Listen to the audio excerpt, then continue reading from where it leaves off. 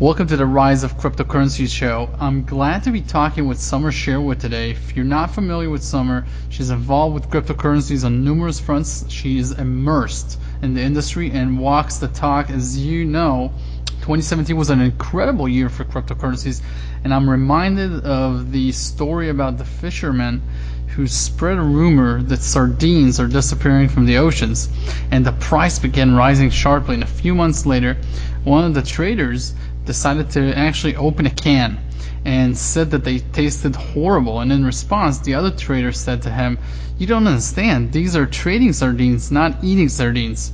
So it's kind of fascinating how cryptocurrencies have risen in price tremendously, yet they are not used in everyday life as much as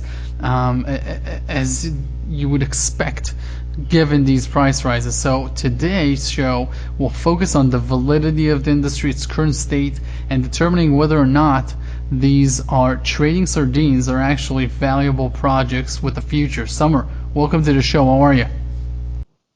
That's an awesome story. I'm great. Thank you so much for having me on the show.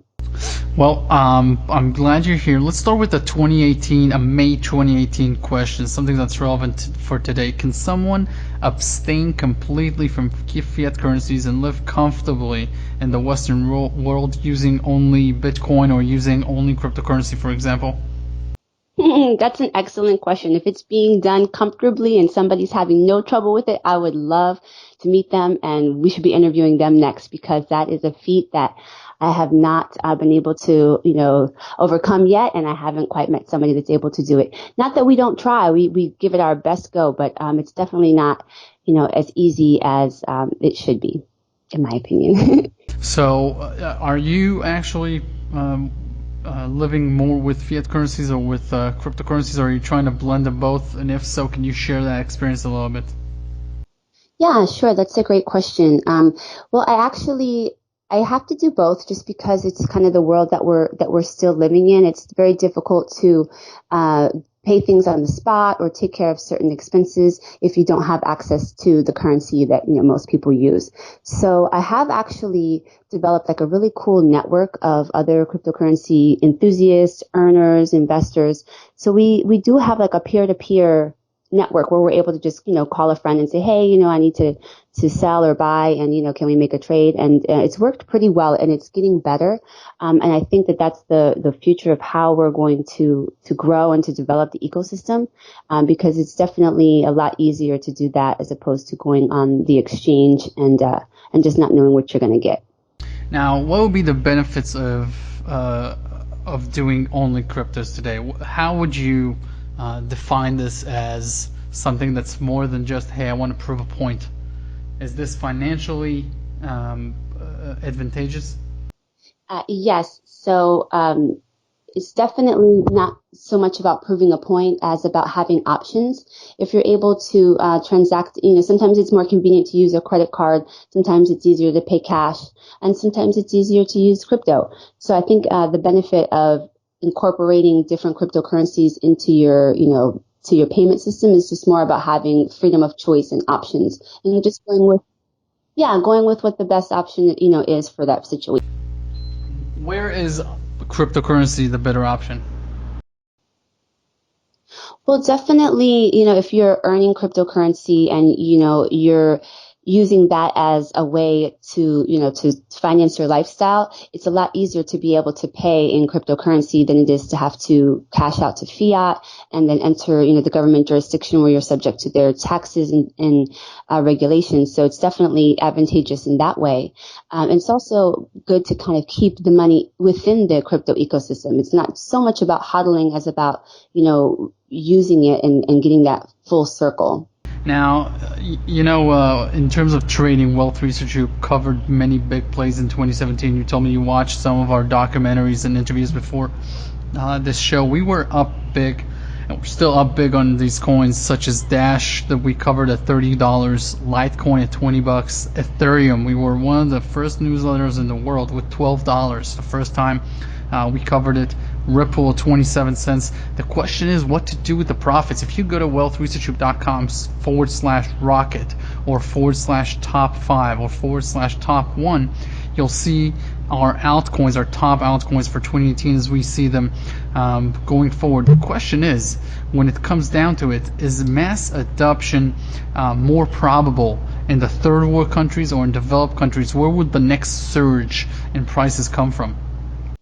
Yeah, when I think of mass adoption, I guess I wouldn't normally think of the current investors that have been, purchasing Dash and Monero and Bitcoin. Those to me are really the minority and the financial elite that are able to, take advantage of these investments. I think of mainstream as being those in the outside economy that aren't necessarily able to access those traditional finance methods that we are able to. And so I think that when I say main adoption, it would be those markets for sure, the emerging markets, the ones that really need crypto. If you can swipe your credit card or if you can pay in dollars, you don't have a need for it, in somebody that in a situation like in Venezuela or in Puerto Rico or in India when they just don't have the options that we do. That would, to me, would be, the emerging markets. And I also think of the next generation, like my kids and those under, 20 years old. They have not experienced and been indoctrinated into our financial system. They don't have bank accounts yet. They don't even qualify for a Coinbase account, but they can actually, use and transact and create their own mini economies amongst themselves. And that's basically what we're doing in creating meetups amongst students and children and having them learn these different options before they even, are able to get a bank account. And I think that once they experience Bitcoin cryptocurrency and they see how easy it is to transact peer-to-peer without getting permission or without having the exorbitant fees or wait times that you do with traditional centralized systems, they'll turn 18 and say, a bank account? What banking hours? Like, what is that? What do you mean I can only take out $400 from the ATM? My Bitcoin, I can send however much I want. I don't have to ask permission and I don't have to wait for the bank to open. So I think that will be a big turning point in the system for sure. Why aren't entrepreneurs then pursuing this with much more vigor and enthusiasm? Why aren't there droves of planes going into Africa and Central America and South America and the Far East in order to open up these markets? That's a great question. I can't really speak for anyone else why it's not a priority. I mean, I would think that there's a lot of motivation, personally to kind of get your own gains up and to focus on, what's right in front of you, your own family, your own finances before you would think, of going to another country to do that. But there's definitely people on the ground and there's definitely leaders in those emerging markets that are stepping forward and showing the initiative to make those connections. When we have conferences and events for cryptocurrency all over the world, it's an opportunity to reach out. You're going to the conference to take an Uber ride and to talk to that Uber driver or to talk to that store owner or that merchant. My friend, for example, comes to mind, Ken Bozak. He went to, I think, the Bahamas. And he found somebody that was selling like a knife, a custom knife on the side of the road. And he opened, a Bitcoin wallet. He didn't have a bank account. He didn't have a debit card or credit card or anything, but he had a phone. He had a mobile phone with access to the internet, downloaded the Airbits mobile wallet and can pay Bitcoin for the knife. And I think that things like that will really start to generate mass adoption in those economies. Once people experience and see how easy it is to use, to transact, and they don't have to, go to a centralized bank or financial institution, I think once they experience it, it will catch off like wildfire. Now, obviously, the decentralized market doesn't need government permission to exist. Technology has unshackled the need to go through the quasi-governmental banking system. But what will happen if cryptocurrencies were to be made illegal with a threat of jail time?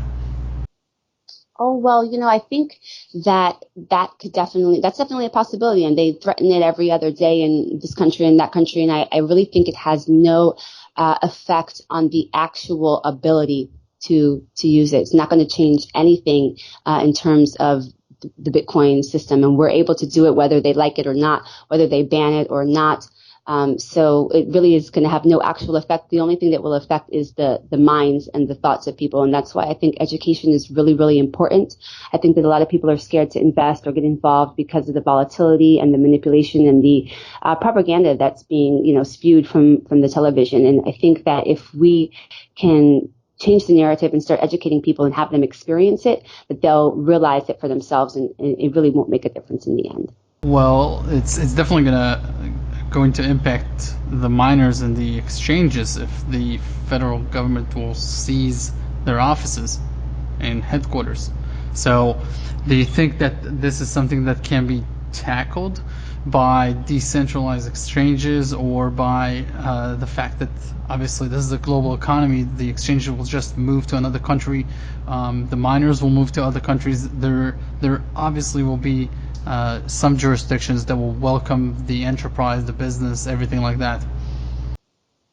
Yes, absolutely, absolutely. I mean, we're always, pioneering new ways to be free and to circumvent the restrictions of terror, terrorism basically, and tyranny that a lot of people are under.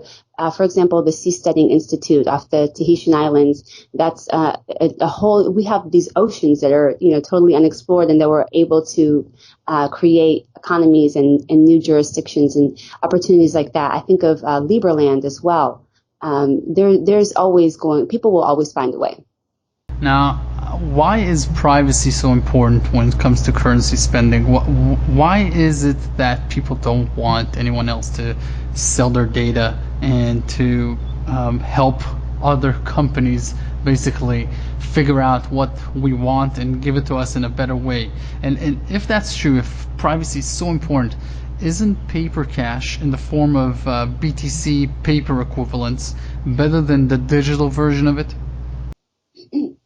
No, I think there are definitely benefits to having, paper money. It's been around, having a token there to exchange peer to peer is definitely, there's a use case for it, but it doesn't have the capabilities to travel across seas. I have cousins and family in Jamaica, and I'm able to, send them Bitcoin instantly, overseas without, minimal transaction fees. And if I had just cash, I wouldn't be able to do that. Same thing with gold. It does have value, but it doesn't have the same properties as the digital money. And I think just with having a global economy, you're going to need currency that's able to transact on a global, market, on a global scale.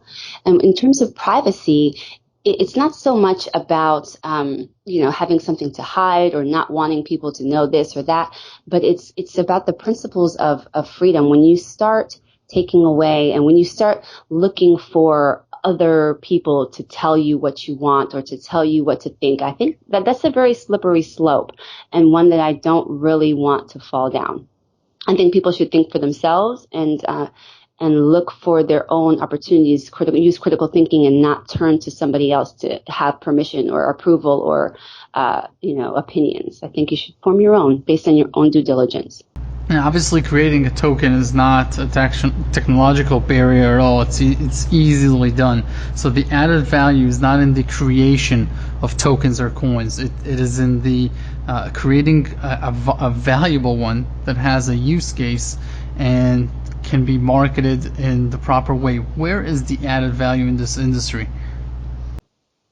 I mean, it's shocking to me how easy it is to create a token these days. I think it's really wild, and it's great. It's a great experiment. It's a very interesting experiment to me. But I think at this point, that's really all it is.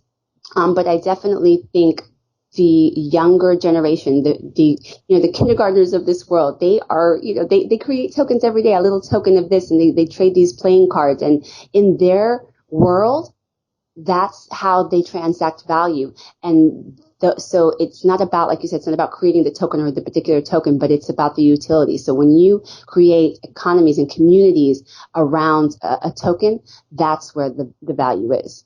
And when people are actually using it, to do good, make their life.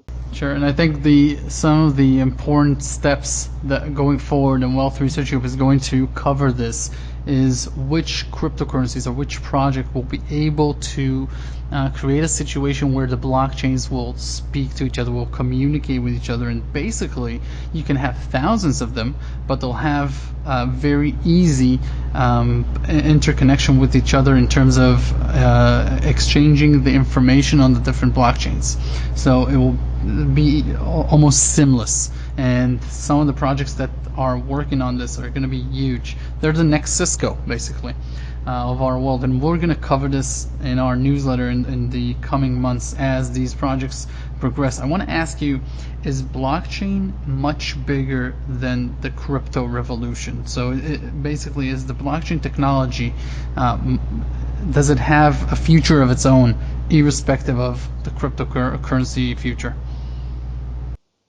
I guess they're definitely interrelated, but they're not one and the same. I look at cryptocurrency as the first application on the blockchain, and I look forward to the future, like you just discussed, the other opportunities for using such a technology. So yeah, definitely, like the supply chain, provenance with art and valuable assets, they all kind of intertwine, and they all go hand in hand, I think. Now, where can people check out a little bit more of what you do, Sommer? That's a great question. I actually have been involved with the community for a while on social media through Cryptos News, the Cryptos News channel, and also Decentralized TV. I'm active on the Bitcoin.pub forum. So if you have any questions about cryptocurrency, you'd like to connect a little bit further, that'd be a great place to reach out. Very informed, respectful community. Now, lastly, I want to ask you two questions that are on my mind all the time when I think about whether or not cryptocurrencies will be able to become viable one day. One is the tech barrier. Do you think that people that are not tech savvy, do you think that they could transact with cryptocurrencies easily? I know, people, millions of people need customer service. They need their bank rep. They need someone to help them facilitate these transactions. And the added problem to this is that if you get hacked or something like that, you have no mommy or daddy. There is no insurance on these funds. Do you think people are looking to have that type of responsibility, or do you think insurance companies will form to meet this demand? That's an excellent question. I hadn't really thought too much about insurance companies, coming in, stepping up. It does make me think of a project that I've been working really closely with, Zencash. I don't know if you're too familiar with that project, but when you brought up people that are non-technical being able to transact with it, we have met several people that were artists and creatives that had no idea what Bitcoin was. But we downloaded the Zencash mobile wallet to their phone and sent them Zencash for their art. And they were able to see how easy it was to transact. And now, without having any, real technical skill or knowledge other than being able to download an app and press a few buttons on their phone, they're able to use that technology. So I definitely feel confident that we will move towards easier systems, and we will definitely be able to encourage, my 8-year-old. My 8-year-old knows how to use his Airbits wallet and his Zencash wallet. So if they can do it, I think that it will happen. And in terms of, insurance companies, I think that there's definitely, a group of people that will always want to have that safe, secure, like a 9-to-5 check-in security, just, looking for other people's or other, companies to secure their future. And I think that, moving forward, the stronger ones that will take responsibility for their own, livelihood and their own actions will be the ones that are going to be the future leaders of the country and the pioneers. And I hope that we'll look to those, people to lead and to help people that, wouldn't necessarily have that initiative. And for example, the Zencash team, from working with these artists and from having this experience, they developed a 24-hour help desk.